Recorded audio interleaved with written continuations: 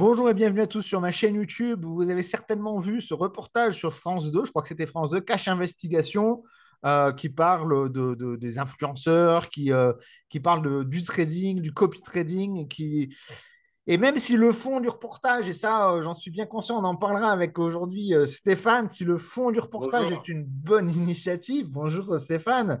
Si le reportage est une bonne initiative, parce qu'effectivement, il y a un peu n'importe quoi sur TikTok, sur les réseaux sociaux. On en avait déjà parlé ensemble, Mm. Stéphane. En plus, la dernière fois que tu étais venu sur ma chaîne, on en avait parlé des influenceurs qui disaient Ah bah n'importe oui, quoi, alors que toi, justement, tu essaies de promouvoir les gens qui sont professionnels, qui sont sérieux. exactement. Et il y en a, bien heureusement. Et c'est ça un peu qui est dommage dans ce reportage, c'est que le reportage ne fait pas la part des choses. On a l'impression, quand on a fini le reportage, que tout est acheté, que tout est horrible, qu'on est face Ouais, à une arnaque abominable, alors que non. ouais, De... c'est exactement ça.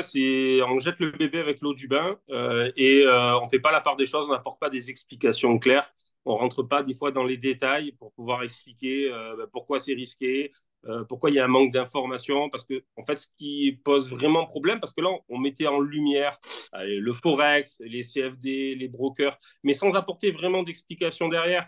Et le vrai fond du problème, en fait, c'est le manque de connaissance des outils, parce qu'à chaque fois, c'est D'accord. des outils différents qui permettent de gérer telle ou telle stratégie. Donc, on n'apporte pas les détails concernant ces différents outils et surtout le manque de connaissances et on va dire, de culture financière sur le marché francophone en particulier, Alors, qui permettent d'appréhender correctement ces outils. Et donc, je c'est suis, peut-être un problème de communication aussi à la base, en amont. je suis 100% d'accord avec toi, Stéphane. L'éducation financière, la pédagogie, si les Ouais. gens étaient formés, au minimum informés, ils ne se feraient pas avoir. C'est-à-dire que si on connaît le sujet, on ne peut pas se faire avoir. Toi, moi, on ne se fera pas avoir par un influenceur qui va nous promettre mon et merveilles. On sait ce qui est faisable, on sait ce qui est sérieux, on sait comment ça marche. Et si les gens, alors c'est très difficile, on ne peut pas former toute la population au marché financier, c'est impossible. Mais si les gens prenaient une heure ou deux pour Ah ben ouais. comprendre comment ça fonctionne, ce qui est possible, eh ben, déjà, on réduirait de 90% les arnaques. Et malheureusement, ce reportage qui a duré 2 heures, qui aurait pu faire l'objet de cette éducation financière en 2 heures, c'est suffisant. En 2 heures, on peut faire déjà beaucoup, beaucoup de Ah ben choses, hein. ouais. Beaucoup. Eh ben non, en 2 heures, il clash un tel, un tel. En plus, on l'a vu, il y a beaucoup de montage, il y a beaucoup de coupures. Alors, bon, Marc Blatta, pour moi, le discours qu'il a eu, il est à gerber, hein. Franchement, il est à Ah gerber. bah oui, non, d'accord. Maintenant, C'est vraiment ignoble. Maintenant, il y a eu beaucoup de coupes. Enfin, je ne sais pas si tu as vu l'extrait, ça coupe, tu vois. Donc, on ne sait pas aussi, Ouais. peut-être, tu sais, on connaît les médias, comment ils sont. Et c'est pas la première fois que ce genre d'émission fait des émissions comme ça, effectivement sensationnelles, où ils Mm. critiquent la finance, ils critiquent ci, ils critiquent ça. Alors, moi, j'ai pris plusieurs notes parce que j'ai plusieurs choses à dire et on rebondira ensemble là-dessus. La première chose, c'est ils disent 1 an d'enquête. Alors, je sais pas, 1 an d'enquête, c'est énorme. 1 an d'enquête, Ouais, c'est non. énorme. Moi, il faut savoir qu'il y a un des journalistes de Cache Investigation qui m'a contacté par Skype, je crois, ou je sais plus. J'ai passé 1 heure avec lui à expliquer Ah plein ouais. de trucs, mais vraiment 1 heure. Et de tout ce que j'ai expliqué, j'ai rien retrouvé dans le reportage. Donc ça, bon, en plus, j'avais insisté, j'ai dit citez-moi et tout, on m'a pas cité, on m'a rien. Je sais pas, j'ai perdu 1 heure de mon temps là-dessus.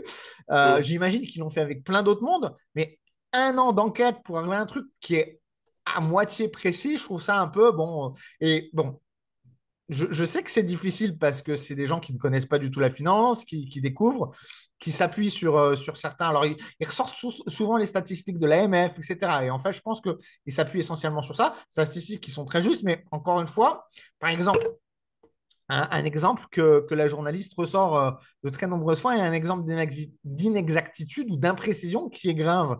C'est à un moment donné, elle explique que le forex c'est risqué, le forex c'est volatile, le forex c'est Ah oui, oui. dangereux.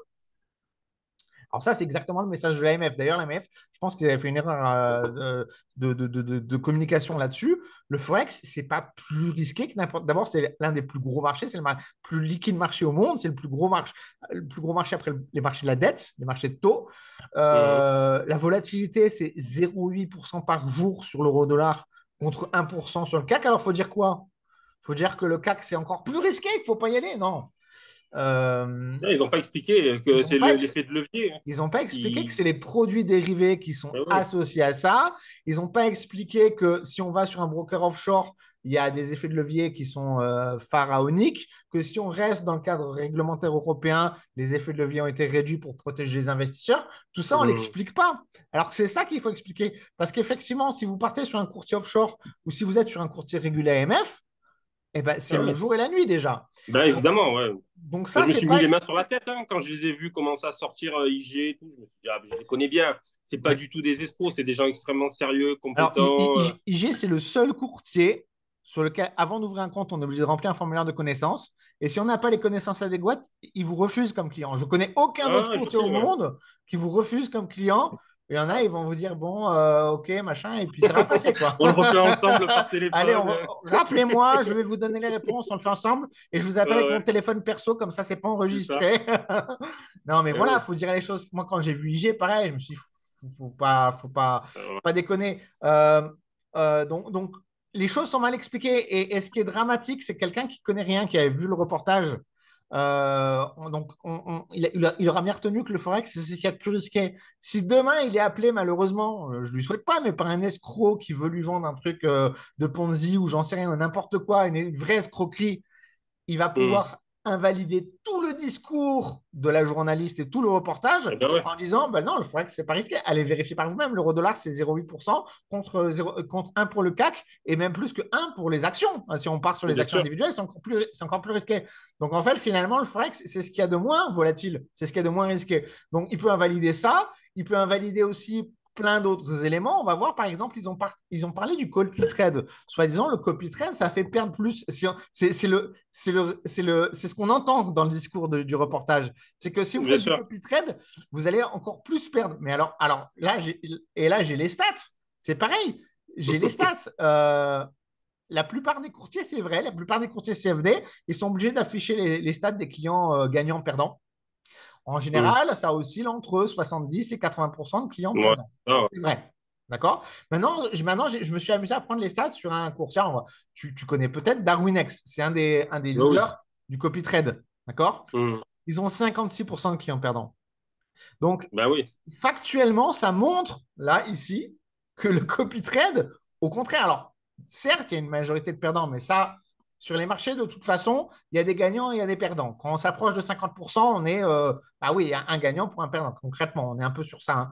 Mais, euh, hmm. mais on réduit de 30% le taux de perdants en copy trade. Donc, c'est tout le Bien sûr. contraire, encore une fois. Et ça, on ne l'explique pas. Par contre, c'est sûr que si vous allez suivre un schtroumpf qui fait du trading Ben, c'est depuis ça 6 le mois problème. à Bien sûr. Dubaï et qui fait des vidéos TikTok et Instagram et qui connaît rien au trading parce que c'était un. Je sais pas, il a fait quoi lui? Il était sur les. Je crois qu'il était Il sur. était- euh, C'était les stories, comment ça s'appelle les Ouais, Love téléréalités, Stories, là, ouais, télé-réalité. Bon, bah, le les mec, anges, machin comme ça. voilà, les machins. Bon, il est devenu populaire là-dessus. Bon, bah, c'est bien, c'est son business. Voilà, il aurait fallu qu'il reste là-dessus. C'est pas un trader. Il s'est lancé dans le trading. Bon, bah, il y connaît rien. Et effectivement, bah, le copy trade, alors ça, c'est, on va dire, l'inconvénient du copy trade, et tu pourras peut-être Hmm. rebondir là-dessus, c'est qu'effectivement, Ouais, monsieur tout le monde peut s'inventer une vie et bien faire des sûr. sites de copy trade. Mais toi, moi, je sais que tu as un projet de copy trade et que ça te tient à cœur. Effectivement, alors, bon, Et je sais que toi, tu sélectionnes les gens pour leurs compétences et leur effectivement. sérieux. Tu vas pas prendre, comment elle s'appelle, Nabila, par exemple, pour faire du copy trade. On est d'accord? Non, non, non. Non, effectivement, alors pour l'instant, ben, on ne peut pas encore trop en parler puisque ça fait déjà un paquet de temps qu'on travaille là-dessus. On a eu plusieurs entretiens avec l'AMF, donc c'est une démarche qui est excessivement longue parce qu'on veut faire des Bien choses sûr. dans les règles de l'art. Donc chez Bulltribe, nous, on a un business model qui a été créé justement en réaction à tous ces influenceurs qui promettent monts et merveilles. Donc on a eu à cœur de mettre en relation tous ces investisseurs avec de vrais professionnels des marchés. Donc on a sorti une plateforme qui s'appelle Bulltribe qui existe, qui est disponible sur Apple Store, site internet, etc., qui donne des informations financières et qui met en avant des vrais professionnels des marchés. Et effectivement, on a vu aussi se développer cette offre de copy trading avec enfin, des offres de très mauvaise qualité sur des brokers non régulés, avec des gens qui proposent de les suivre en copy trading qui ne sont pas de vrais professionnels. Et donc, on s'est dit qu'il fallait développer quelque chose de qualité là aussi pour que les investisseurs puissent être mis en relation avec de vrais professionnels et suivre de vrais professionnels en copy trading. Donc, c'est une démarche qui est très longue, mais effectivement, on travaille là-dessus depuis un petit moment et on devrait sortir quelque chose d'ici quelques temps. On va communiquer là-dessus quand ce sera prêt. Ça prend du temps puisqu'on veut vraiment faire les choses de manière excessivement carrée. Justement en réaction à ces offres qui existent actuellement, qui sont de très mauvaise qualité, où on vous embarque sur des télégrammes et vous retrouvez à suivre un jeune de 17 ans qui s'invente un passé à Wall Street et qui vous fait n'importe quoi. Enfin, c'est ça la plupart du temps. Hein. Avec les C'est voitures de des location jeunes, à Dubaï, les Ferrari, les machins, ils l'ont loué ouais, à l'heure, c'est ça se n'importe loue à l'heure, a quoi. priori. Bon, bref. Non, mais c'est ça qu'il faut expliquer, c'est que parce que finalement, le copy trade, c'est la démocratisation de l'investissement. Ça permet à certains. Alors évidemment, on est d'accord. La seule chose où peut-être j'étais à moitié d'accord avec Marc Blata, c'est qu'il ne faut pas mettre toutes ses économies en copy trade. Si Bien on a évidemment. 150 000 euros de côté et que tu mets 150 000 euros dans le copy trade, ça Non, reste de la spéculation, ça reste une activité à risque. bien sûr. Effectivement, il donne l'exemple du. Alors, pareil, d'une façon mais ultra Ah odieuse, il oui, dit à son client, c'est un con, c'est un machin. idiot. Bon, Ouais. mais, mais pareil, il aurait fallu expliquer à cette personne, bah, tu as 30 000 euros, tu mets 3 000 euros sur le copy trade et le reste, tu le mets sur des actions, sur des ETF ou tu l'investis autrement ou sur de l'or ou sur ce que Bien tu veux. sûr. Mais c'est pareil, c'est éduquer. Alors, il y a justement l'éducation et c'est peut-être ça qui manque parce que justement tout à l'heure, je parlais de l'AMF qui avait Mm. martelé sur le Forex, tout ça, et puis ils ont réduit les effets de levier. Alors, la réduction Mm. des effets de levier, moi, je pense c'était très bien. Parce Bien que sûr. 30 d'effets de levier sur le Forex, 10 sur les indices, 5 sur les actions, c'est largement suffisant pour faire des choses incroyables comme pour se faire, honnêtement, voilà, déchirer. Ah Donc, ben c'est ouais. largement suffisant. Par contre, c'est pareil, ils n'ont pas communiqué suffisamment là-dessus. Donc, en fait, ce qui s'est passé, ils ont mis cette restriction-là, comme on mettrait une limitation de vitesse à 30 en ville. C'est ça, ouais. Voilà, mais sans expliquer les raisons. Donc en fait, il y a eu un exode de traders qui sont partis sur des courtiers offshore à Belize, aux îles Caïmans, à Saint-Vincent et Grenadines et machin Mm. pour avoir plus de levier. Ouais, jusqu'à Dans des... 500, je crois. Jusqu'à 500, je crois, il y avait. Ouais, Hein. il y en a même 1000. Il y a même 1000. Ah Euh, ouais, il y a même. il y en a même un, j'en ai même vu un, je ne sais même pas comment ils font, effet de levier illimité. C'est-à-dire que tu peux mettre le maximum, Ah faut que ouais. tu mettes, voire bref. Donc, et dans des conditions de trading épouvantables, avec des courtiers qui ne sont pas régulés, qui sont capables de faire n'importe quoi. Donc, en fait, une bonne action de réduire les leviers, mais sans la pédagogie d'expliquer pourquoi c'est dangereux. Et il suffit de 5 minutes pour l'expliquer. Le CAC 40, on a vu tout à l'heure, c'est une volatilité journalière d'1%. Si vous avez un effet de levier de 10, c'est 10% sur votre compte. Juste ça, ça permet de bien comprendre. Mais il n'y a pas eu cette information, il n'y a pas eu cette éducation. Mm. On a juste mis ça comme une interdiction. Bam, Ouais, ouais, comme une un red punition. flag. Bon. Voilà, et beaucoup de traders particuliers l'ont perçu comme une punition. On vous punit, on vous Ouais, interdit d'utiliser l'effet levier, on vous interdit de gagner plus. C'est comme ça qu'ils l'ont perçu, alors que c'était une bonne mesure. Et du coup, ça a eu l'effet inverse. Ça a envoyé plein de traders ouvrir des comptes chez des courtiers n'importe quoi. On peut même pas les appeler courtiers, c'est des boîtes à ouais, cash. non, c'est ça. Et, Ouais. et en plus, et pire, c'est que ça pénalise les courtiers sérieux comme IG ou les autres courtiers qui sont en France, qui sont sérieux, qui sont régulés, qui font les choses bien. Bah, eux, ils se retrouvent pénalisés par cette mesure. Donc Mm. encore une Et fois, c'est eux qui sont cités en plus. et Dans en le plus, reportage, c'est eux n'importe qui quoi. sont cités dans le reportage. Donc en fait, si on ne met pas l'éducation au cœur, on peut faire des bonnes mesures autour. Mm. Mais les bonnes mesures, elles vont avoir un effet pervers. Il faut mettre l'éducation au cœur. Alors moi, tu sais, j'écris des articles pour Café de la Bourse. Bah ouais. Je suis très content de ce travail que je fais parce que justement, voilà, je partage à travers mes articles gratuitement tout le savoir que j'ai accumulé pendant 17 ans. Et c'est vraiment important. Et une fois qu'on a mis l'éducation au centre, on ne peut plus après les escrocs, les machins, ils ne peuvent plus vous embrouiller, vous emboucaner avec des arguments à deux balles. Une fois que vous avez la connaissance, enfin, c'est pour ça Mm. aussi que l'école elle est obligatoire. C'est parce qu'on sait que Ben la ouais, connaissance, c'est c'est le la truc le base. plus important, c'est la base. Et voilà, donc Parce que ça, ces effets c'était. de levier, enfin, à la base, c'était prévu, pour des stratégies de protection. À la base, c'était vraiment des contrats d'assurance pour se protéger contre les évolutions du blé, du pétrole. Mais c'est ça. C'était vraiment des stratégies défensives à la base qui étaient prévues avec ces produits à effet de levier qui étaient des contrats d'assurance. Et Hmm. c'est après que ça a été mal C'est parti. exploité, mal utilisé dans un but purement spéculatif. Mais on peut encore les utiliser, ces produits, dans des stratégies défensives. Hein. Ouais. Non, tout à Pas fait. forcément. Tout à fait. Alors, ce qui est intéressant aussi dans le reportage, je sais pas si tu as même à un moment donné, il parle du MLM aussi. Ouais, ouais, j'ai vu après, ouais, Mais ils avaient enchaîné sur le MLM. Ouais. ils ont enchaîné. Alors, en plus, ils mélangent tout parce qu'on peut. Voilà, le trading, enfin, il y a quand même des gens dans le trading qui sont super sérieux, qui en font leur métier. Le Bah ouais. MLM, c'est des trucs top. Bon. Mais pareil, ils mélangent tout. C'est-à-dire que. Enfin, donc, d'une part, ils mélangent tout. Mais en plus, ils martèlent, c'est illégal, les schémas de MLM, les schémas de pyramide, etc. Mais sans expliquer pourquoi sans se donner Mhm. d'arguments. Et pareil, et d'ailleurs, le gars, il répond au tac au tac, il dit ouais, mais c'est comme les top 1, c'est comme. Ces gens-là, ils auront toujours des arguments. Et si on n'éduque pas les gens et si on leur donne pas vraiment des explications détaillées, ils comprendront jamais parce qu'il y aura toujours un gars qui viendra leur donner un contre-argument. Moi, j'ai un argument imparable contre le MLM. Et à chaque fois, ils vous disent tu recrutes 5 personnes, qui recrutent 5 personnes, qui recrutent 5 personnes. Ouais. Ok. Tu fais ça sur 15 niveaux, ça fait 30 milliards. Donc ça fait 3 fois la population de la Terre, plus de 3 fois la population de la Terre. Donc tu comprends bien que c'est pas possible. Voilà, Ouais. t'expliques juste ça aux gens. C'est pas possible, 30 milliards. Il faudrait recruter 30 milliards de personnes au 15e niveau. C'est pas possible. Fin de l'histoire. Le mec, il peut te sortir des arguments de ce qu'il veut, tu vois, de Tupperware, de ce que tu veux.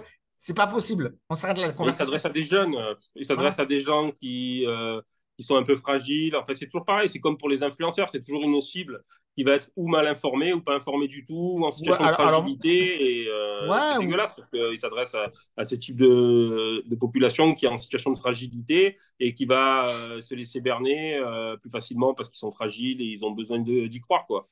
c'est ça. Et ils ont des bons arguments. Faut pas, franchement, faut pas croire que Mm. tous ces escrocs qu'il y a sur le web, ces influenceurs, ils sont bons, hein, franchement, ils sont bons. Ils sont bons, ils peuvent. Ma mère, souvent, elle reçoit des messages avec des escrocs, des machins. Ils sont super bons, ils vous appellent, ils peuvent se faire passer pour votre banque, ils peuvent se faire passer pour votre fille, C'est vrai, ouais. ils sont super bons. Et en plus, avec les technologies d'intelligence artificielle, de tout ce qu'on a aujourd'hui en termes d'IA, etc., enfin, ça va aller encore plus loin. Mais il faut éduquer les gens. Voilà, tu expliques aux gens qu'un MLM au 15e niveau, c'est 30 milliards de personnes, que voilà, c'est tout. Il y a pas de voilà, enfin, je sais pas, moi, pour moi, tu m'expliques ça, ok, c'est bon, l'histoire, elle est clos, quoi. Donc, Mm. euh, donc voilà, donc la clé du problème pour moi, c'est l'éducation. Je sais que toi, tu fais beaucoup de vidéos aussi sur Ouais, TikTok, ben, sur Facebook, sur LinkedIn, tu essaies d'éduquer les bien gens. sûr. Mm. Voilà, et en fait, c'est C'est un ça travail qu'il de faut. fond, hein. Et c'est ça qu'il faut promouvoir. Alors après, il y a aussi le problème des formations, j'ai vu. Alors ça, c'est c'est hors dehors du contexte du reportage, mais hier, il y a eu des échanges. Moi, j'ai eu des échanges un peu chauds sur Twitter avec des gens qui ont suivi des formations et qui ont perdu et qui se sont plaints et machin. Enfin, je sais pas si tu as suivi l'histoire avec Cusack, machin, etc. Bref, Non, ça, j'ai pas vu, non. bon, des procès, des machins, des trucs. Mais ça, c'est pareil, les gens, ils comprennent pas que une formation, ça fera pas de vous un bon trader. Éventuellement, ça peut. Et ça, c'est pareil, c'est pour clore le débat, parce que j'en ai marre de ces débats-là. La formation, elle peut Mm. vous expliquer éventuellement comment apprendre à devenir un bon trader, mais elle ne fera pas de vous un bon trader. Donc, ça ne sert à rien d'en vouloir aux formateurs si vous avez vu des pertes. Parce que ça, c'est un truc. Alors, je ne sais pas si c'est typiquement français ou si c'est global au niveau mondial, au niveau des traders. Je pense que c'est un trait psychologique récurrent. Mais quand on fait une Ouais. perte, on cherche un responsable. Alors, on cherche le Ah ben, c'est broker, évident. on cherche le formateur, on cherche la connexion Internet. Enfin, on cherche une excuse. On veut pas, tu vois, assumer sa perte. Mm. Et ça, faut arrêter. Faut avoir voilà, voilà, si vous nous écoutez, on a tous fait des gains, on a tous fait des pertes, on s'est tous ramassé Bah des ouais. gamelles. La clé du succès, à un moment donné, c'est d'accepter ses erreurs, je pense, hein. Donc, Et puis, il faut donc, accepter les pertes, ça fait partie du deal un peu. Hein. Quand on rentre sur les marchés, on va pas gagner à exactement, chaque fois, c'est évident. Hein. Même si on est très bon, on va perdre exactement. pratiquement la moitié du temps. Il faut juste qu'on fasse des gains qui sont plus importants que les pertes quand C'est on gagne. ça, Et puis c'est tout. Hein. Il faut c'est ça.